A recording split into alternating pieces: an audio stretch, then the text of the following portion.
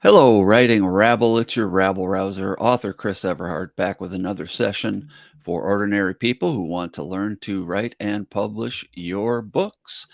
This is a good place to be if you are interested in getting started on a book, and also if you're just a regular writer who's been doing it a while but likes to have a different perspective on the storytelling and outlining process. That's what we talk about here with my cohort and student, Wes Nelson. How's it going, Wes? Good. How are you, man? Good. We had kind of a shortened week this week. I think we talked on Wednesday, Yeah, I think so. so about 4 days ago. And any progress in your outlining and writing? Yeah, I, this is the most time I've spent non-writing, writing.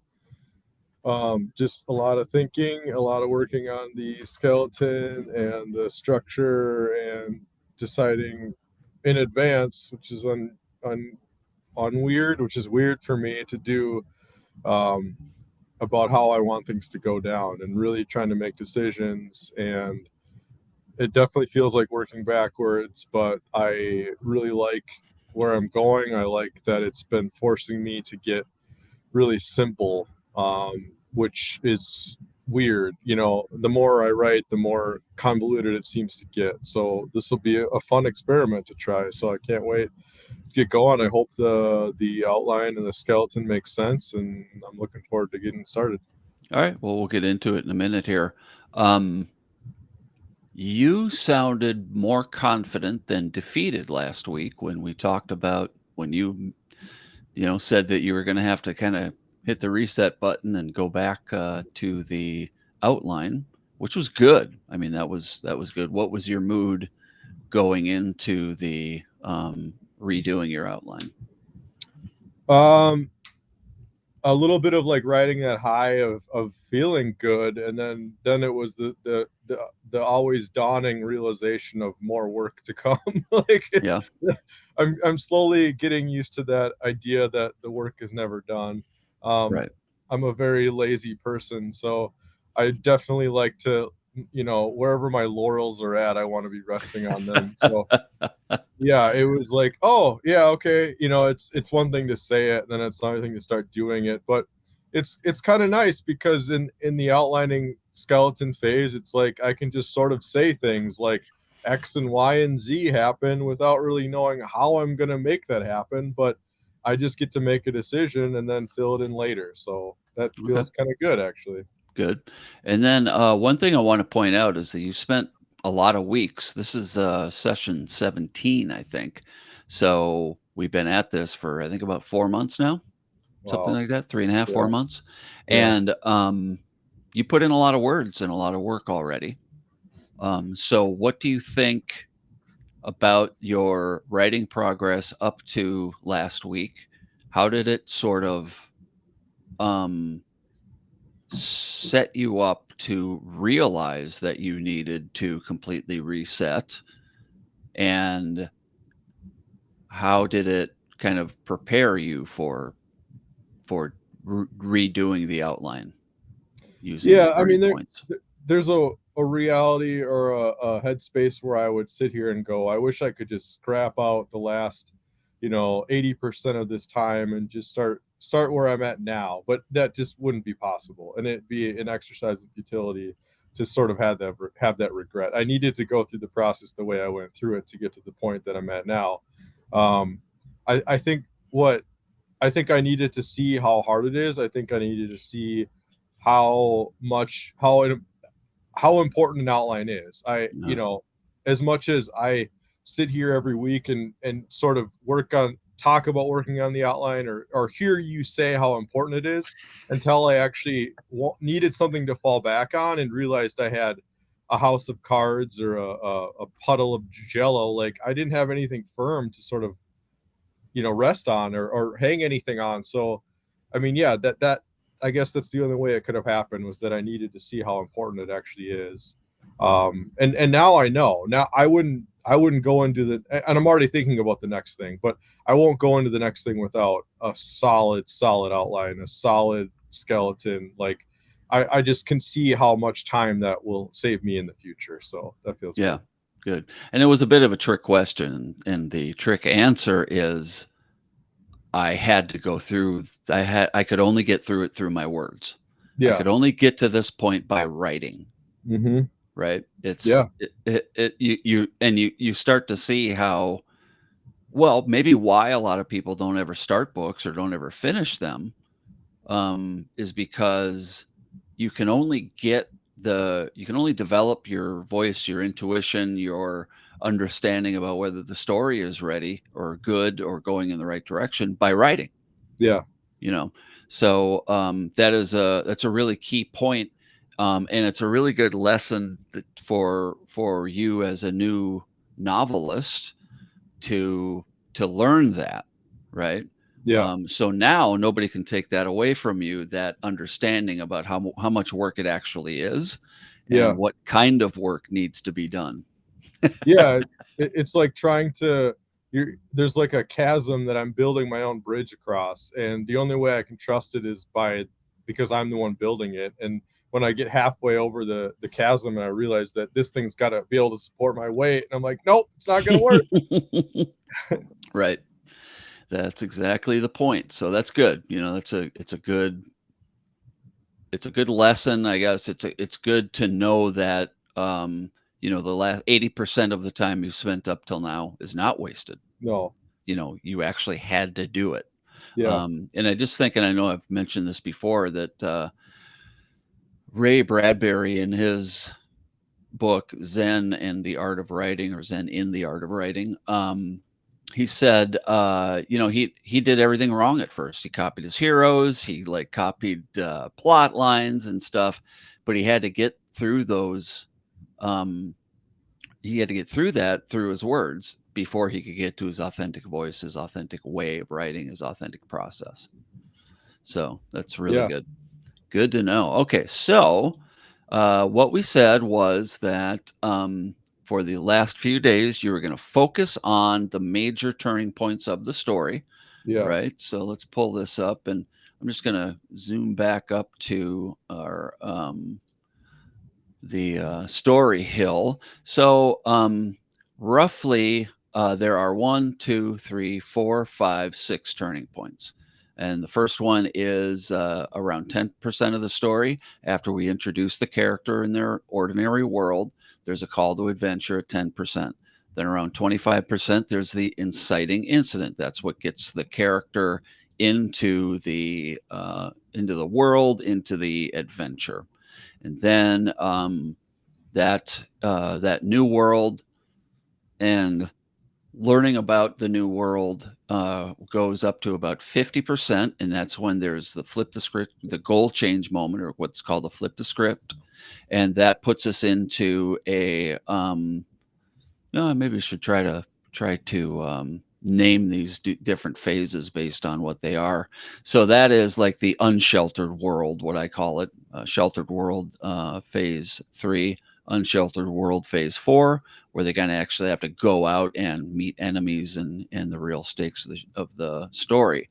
And that gets us to about a 75%, where there is the antagonist actually seems to win or does win, and the protagonist loses. Then going up to the 90 or 95% mark, that is the climax, and then there's the world after. So just want to go through those again quickly. And what I did was I took them, broke them down, simplified them a little bit just into the 6 main turning points and at those percentage points, and I color coded them to go along um, with the story hill. Oh, nice. So, do you want to just go through these, um, look through Yeah. them, and talk through them a bit? Yeah. I Okay. and this really helped me realize how bloated my first act one and act two were, Uh and huh. how just absolutely empty I didn't have on the, three, four, and five were just dead when I was first looking at this. But so this exercise is really helpful. So, Excellent. um, Act one, ordinary world. I'm just going to establish Russ's perfect world, highlighting where he works, what his family life is like, what his house is like, all the things that he has, so that when those things are taken away, you can feel that void. So chapter, so we go through his ordinary world, his perfect world, and then the second chapter is going to work. Russ's perfect world in the clouds. He works in finance up in a skyscraper in downtown Minneapolis, and Okay. he literally is above it all, sort of, up in the cloud. Nice. Nice. Chapter, I don't know what chapter number it would be. 3 is another example of his family life, and he's going to a girls' hockey game. So we're going to get a taste of what his daughters are like and how precious they are to him, and how important that is, again, to highlight later when they're gone, or or how fragile that existence is and how much he would need to protect it. So Okay. act 2, call and refusal. So this is going to be a moment which I didn't realize that I needed until this exercise, um, that he's going to have an opportunity to share some of his wealth, to share some of his life, and to start helping others, do some good in the world. And he's going to say no. And I'm actually going to have Patchouli Frank show up and be the sort of opportunity for that. And this is going to happen before the funeral, even. So we're going to meet Frank earlier than I had originally intended. Um, Okay. Nice. so that's where and I might need another chapter in here, I don't know yet, but Frank's going to show up with some sort of philanthropic opportunity, some way to help out a nonprofit. um, the connection between Russ's dad is going to be made with Frank, and that's why he sent me. And this is maybe like, your dad sent me here with this last dying wish and request, and then Russ is going to be like, no, screw that guy, I've done all this on my own. I don't need to help anyone. And we're going to get a further sense of how selfish and independent, and how much Russ thinks of himself and how little he thinks of others. So that's act 2. Okay. Now, where is the funeral in this? That happens in act 3. Okay. So now, and I switched some of the order around. That happens later. So act 3, the inciting incident is that the genie, Russ's dad dies, the genie pops out of him and disappears.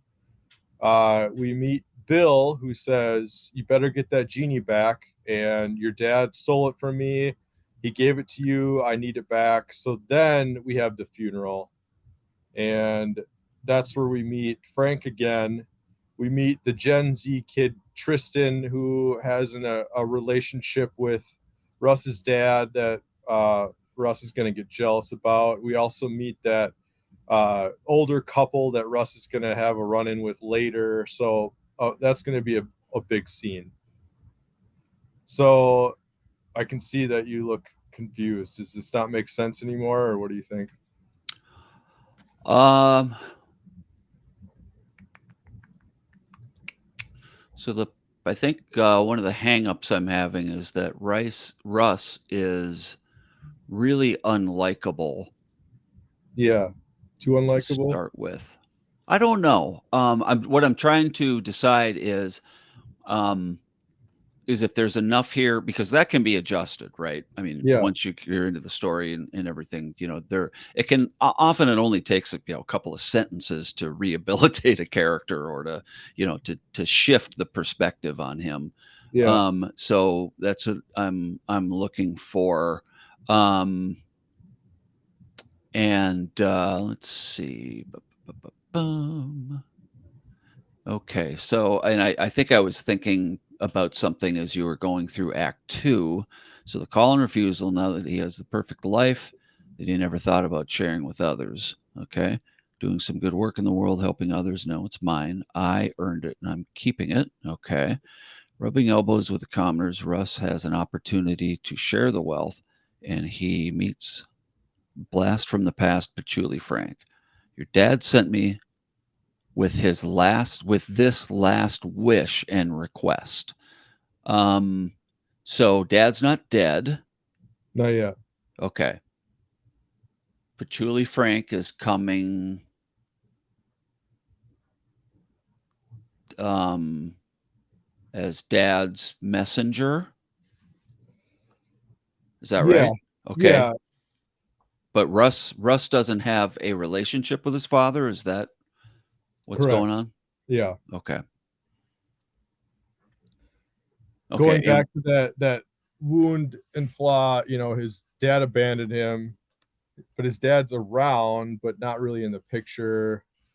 okay. Um, so Okay. And what is the wish and request? Do you know yet? it's something to do where Russ can support a nonprofit that Frank works for. Okay. Something to do with housing or something to do with helping the needy, some sort of initiative like that. Okay. All right. Got it. Okay. Now, Act 3, inciting incident.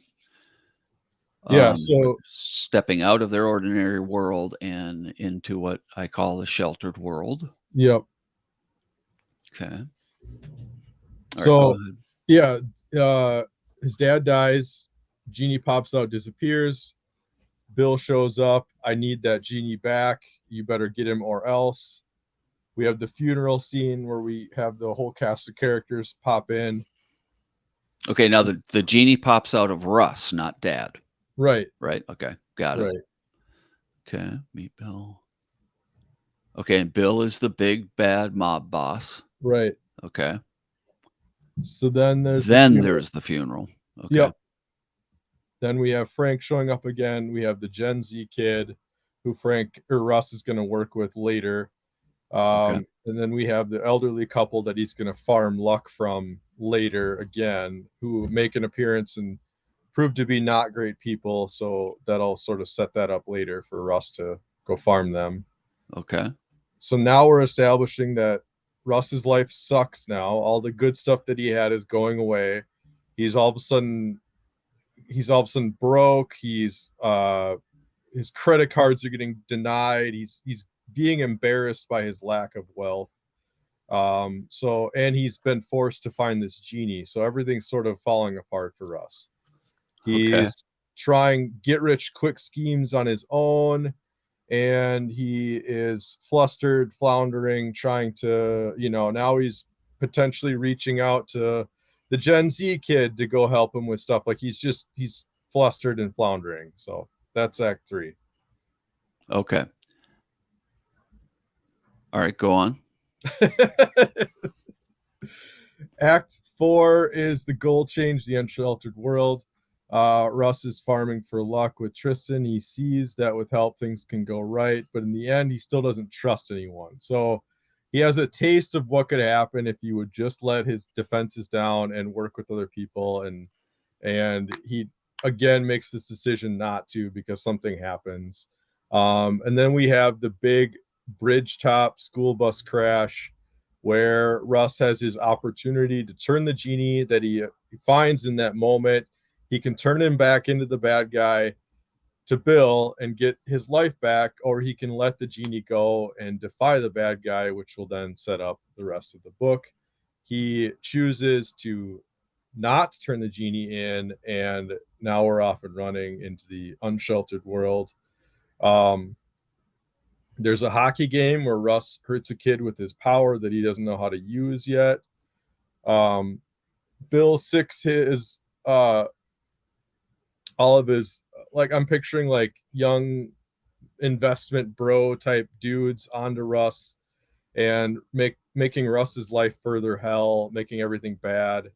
At this point, his life is becoming really dangerous. This is where Russ's family leaves. It's not safe. So Russ is getting more and more desperate. He goes and he farms that couple that he met at the funeral that are just bad people for luck. Then we have the belly of the whale where Russ tries to do some sort of Ocean's 11 style heist on a luck spa, except he's trying to do everything on his own, Uh-huh. and it kind of all falls apart and he messes it all up. All right. So Act 5 is going to be Bill going after Russ. Russ can't defeat Bill without help which he loathes accepting. Um, Russ has a moment where he thinks he's won. So he thinks that he's destroyed Bill's So I'm going to be setting up this housing development that Bill's been working on throughout the whole book. Just sort of like as we pass it by on the street, it'll just like kind of pop up in some chapters. I'm trying to be subtle about it, but Russ will eventually destroy this housing development, thinking he's defeated Bill, but in reality, Bill wanted Russ to do that because now he's created this humanitarian crisis, which is an even greater source of luck for Bill to farm and further spiraling Russ out into an even worse position. So now it's like all is really lost. Russ is even more of a pariah, and now he has to turn to help. Now he has to work with others, and this is where he finally accepts help, and he enlists the Gen Z kid Tristan and Patchouli Frank, and they go after and try to defeat Bill, or they will defeat Bill, and that leads into Act 6. He defeats the bad guy only by accepting and utilizing help, and then making way for his family to come back and his life to become somewhat what it was from when we started. Okay. All right. Let's see. What I would do is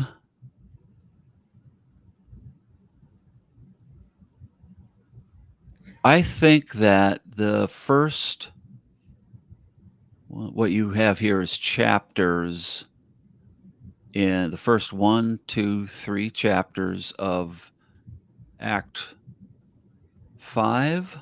Yeah. I think these belong up here. Okay.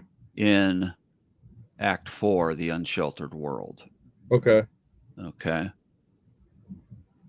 And then there's more development to do within your crisis, because Russ goes through all his lost moment and then realizes that he needs help.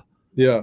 And then he accepts Tristan, Frank, okay, and then they implement a plan, or he has a new plan or whatever. Right. And then, that's sort of the crisis cycle. So I would change that up. Okay. Let's see. Okay, there was something about that goal change. Okay, well, if Russ tries, so if I think you need more meat in Act 3. Okay. Which you can probably see that, right? Yeah. Okay. And remember that we want a sheltered world win toward the end of Act 3. That's one where the protagonist gets he gets something that he wants or that he's going for without really knowing the full picture, so to speak, right? Okay. Yeah. Okay. So I have an idea. Yeah, I mean, I should have spelled it out more, but there's some sort of farming incident there where he has some sort of win there. But so yeah, I just need to get it down. But yeah.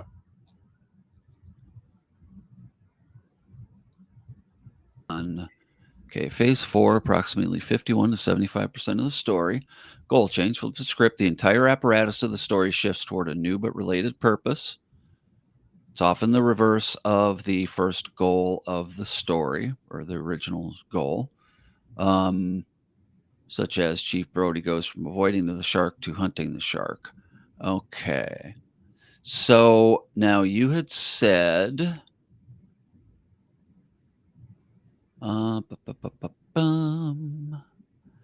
okay, so in your original notes down below, the bridge, the school bus crash, right?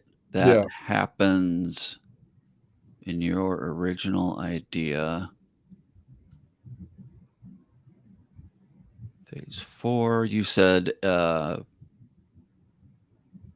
okay, well, yeah, at the beginning of phase 4 is when the bridge, the scene with the bus crash. Okay, let's see. Just trying to get a feel for this. I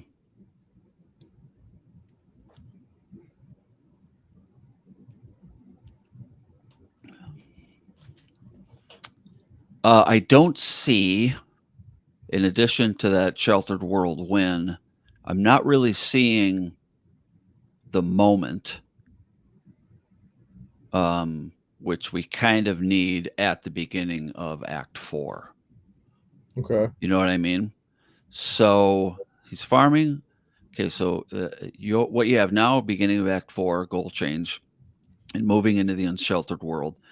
Chapter farming for luck with Tristan, which is the kid, right? Yep. He sees that with help, things can go right, but in the end, he still doesn't trust anyone. Minor bad things happen. Minor bad thing happens during farming that makes Russ think he's better off going it alone. I would say that that is not a strong enough goal change moment. Does that make Okay. sense? Yeah. And so I think that, the school bus crash is probably the right thing to go there. Okay.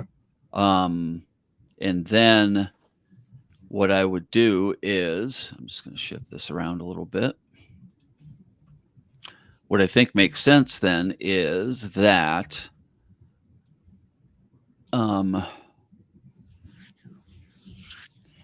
through the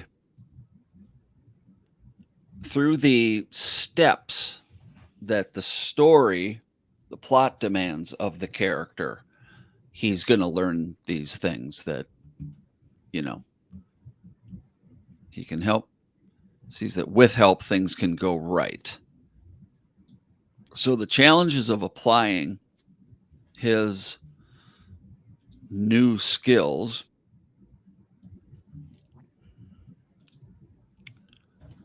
or what he's learned,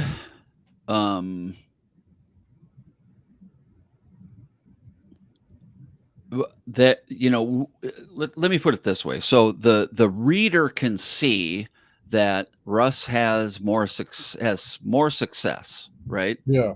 when he has help, Mm-hmm. and his team is Frank and Tristan, right? But Yep. Russ doesn't necessarily see that, right? Yep.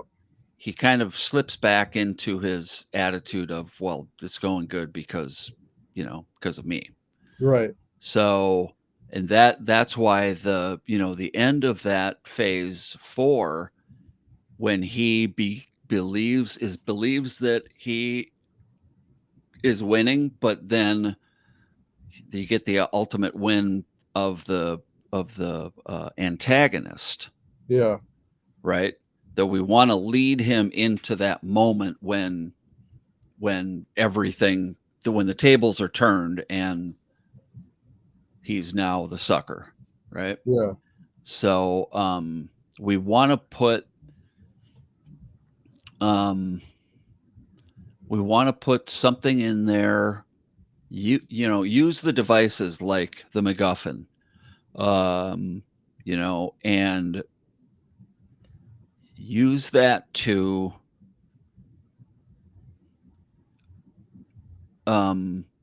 take the character through the steps of the story. So an example of that might be, let's say that the genie that pops out of Russ gets bottled, Yeah. and now and this genie, he finds out, was a special genie for some reason, legendary. Basically, his father hid the genie inside of Russ, Yeah. and everybody has always been after this particular genie. Yeah. Once the genie pops out of Russ after his dad dies, and Russ starts to learn what all of this is, now everybody is after that genie. Yeah. And maybe that genie gets bottled and corked by Bill, the bad guy. Yeah. right? So it makes the story and each of these parts a lot less nebulous. It puts a reason for the action to happen, right? Okay. Well, got to get this genie back. If I get this genie back, then I'll get my life back, right? Now I can try a few different things to get a little bit of luck, right? In the Yeah. meantime, and maybe one of those get rich quick schemes pays off, but the next thing that happens is, a major makes him change his goal, right? Yeah. Yeah. So he gets a little bit of research, a little bit of resources, but the bus crash then would prove that he really hasn't solved the problem, right? Does that make sense? Sort of. Or whatever. It doesn't have to be a bus crash, right? Yeah. It, you know. So think again about Jaws, right? Yeah. Brody is working on keeping the people away from the hungry shark, Yep. right? That is the sort of the MacGuffin is, let's call it, stay out of the water, right? Yeah. Stay out of the water is the MacGuffin. Well, that's not a good one because that's his solution for the first half of the story Yeah. is stay out of the water, and then at the end of what we would call phase 3 or act 3, he does manage to get everybody out of the water, but what happens? The shark goes after his kid in the pond. Yeah. Um, and then he decides at that moment that he has to go after the shark. Yeah. All right. So what we're looking for, in a way, maybe the shark is the MacGuffin, right? Yeah. They try to stop the shark, they try to catch the shark, they try to kill the shark, then they have to go after the shark, right? But so in a lot of stories, there is a thing that everyone is pursuing. And I think that what that helps a lot with is focusing the story. Yeah. Yeah. Yeah. I'm picking up what you're laying down. This has become too complicated again. Possibly. Yeah. I think here's an idea. The genie is special because he is, let's say, an incense genie. The genie slowly leaks out luck, and this is a rare and unique type of genie that does this. And this actually helps me solve a different problem: is why the heck does Russ have powers? If whatever, that's convoluted. So maybe because the genie was trapped in Russ, it was slowly seeping luck into Russ's life. The genie disappears. Russ still has some of that latent power that's sort of been swishing around in there for the past 30 years or whatever. But yeah, his life starts to go bad because the luck is diminished. So we're always chasing the genie. I think if I can make that more of the central through line here, I think that'll make more sense. Okay. And I think it actually helps, but I do it does seem thin that Russ would have this moment on the bridge and choose to not turn the genie over.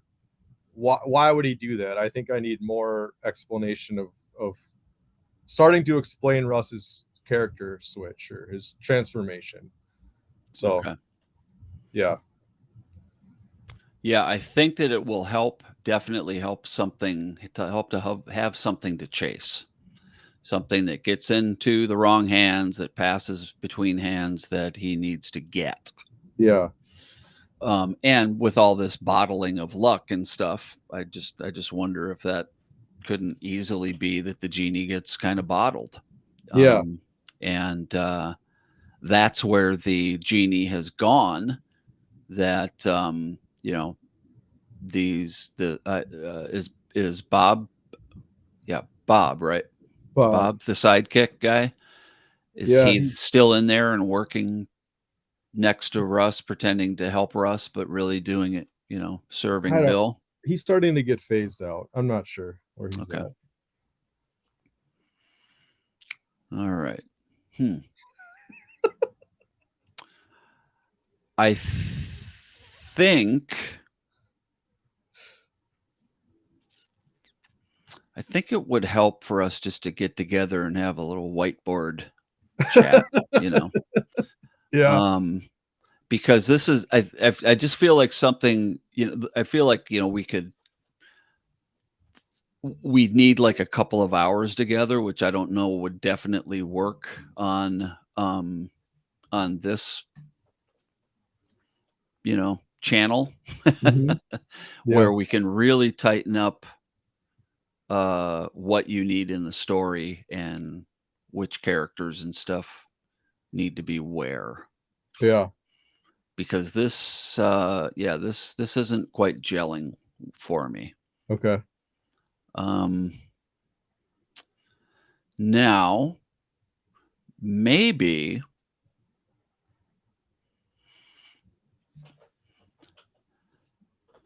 determining something like theme at this point would help, right? Yeah. And really focusing on it.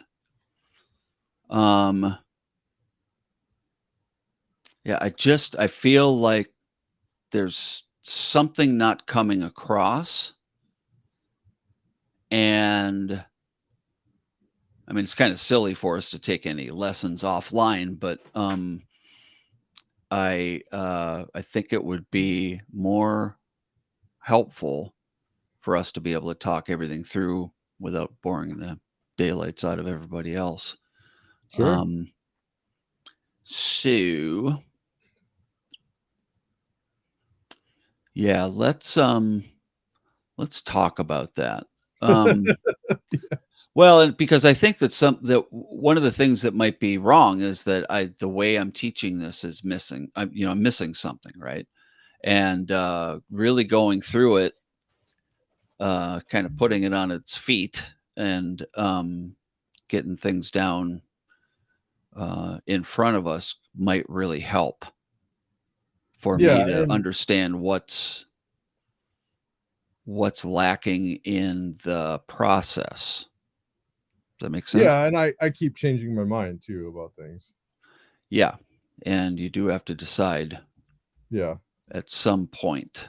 Um, so yeah, I think let's do that. Let's plan to get an hour or so or more together.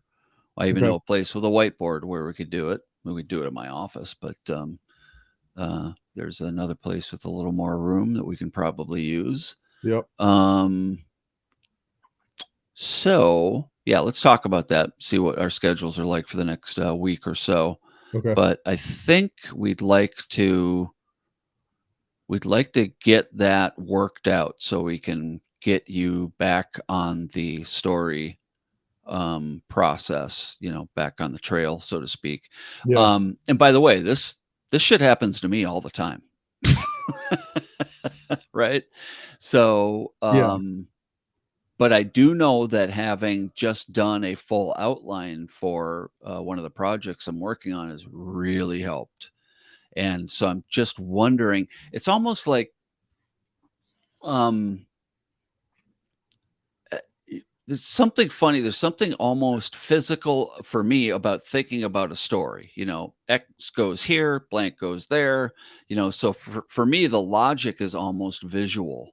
Yeah. And that may be a reason that I love movies and television so much and take so much inspiration even for my long form fiction books from movies and TV, that I can see it happening, Yeah. right? So I just I want to figure out a way to bring this across that really works. And in a sense, I'm kind of wondering, well, is it a series of questions that need to be asked, for each phase or something like that? And that would be almost a fill in the blanks kind of a thing.